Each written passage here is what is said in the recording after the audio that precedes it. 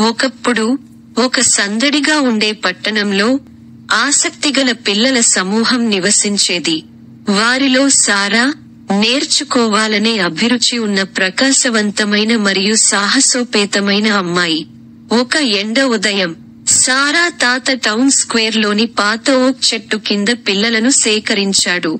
కళ్లలో మెరుపుతో అతను వారికి ఒక కథ చెప్పడం ప్రారంభించాడు.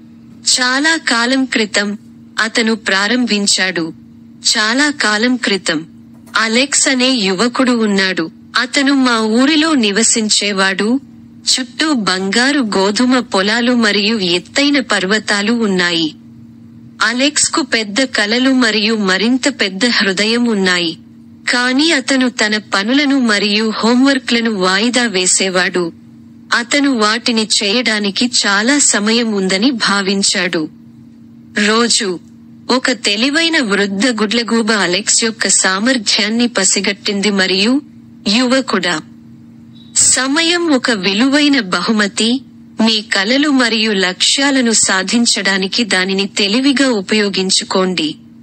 సారా తాత కొనసాగించాడు. తర్వాత ఏమి జరిగిందో మీకు తెలుసా? సారా ఆమె తల ఊపింది. మరింత వినడానికి ఆతృతగా ఉంది. అలెక్స్ ఆ రోజు నుండి గుడ్లగూబ మాటలను హృదయపూర్వకంగా తీసుకున్నాడు. అతను ప్రతిక్షణం శ్రద్ధగా చదువుకున్నాడు. తన కుటుంబానికి పనుల్లో సహాయం చేశాడు మరియు అచంచలమైన అంకితభావంతో తన అభిరుచిని కొనసాగించాడు. సూర్యుడు అస్తమించడం ప్రారంభించినప్పుడు టౌన్ స్క్వేర్ పై వెచ్చని మెరుస్తూ సారా తాత చిరునవ్వుతో కథను ముగించాడు. కాబట్టి పిల్లలారా, అలెక్స్ కథను గుర్తుంచుకోండి. సమయం ఒక విలువైన వనరు. పట్టింపు లేని విషయాలపై దానిని వృధా చేయవద్దు. బదులుగా నేర్చుకోవడానికి, ఎదగడానికి మరియు ప్రపంచంలో మార్పు తీసుకురావడానికి ప్రతి అవకాశాన్ని ఉపయోగించుకోండి. పిల్లలు నవ్వారు.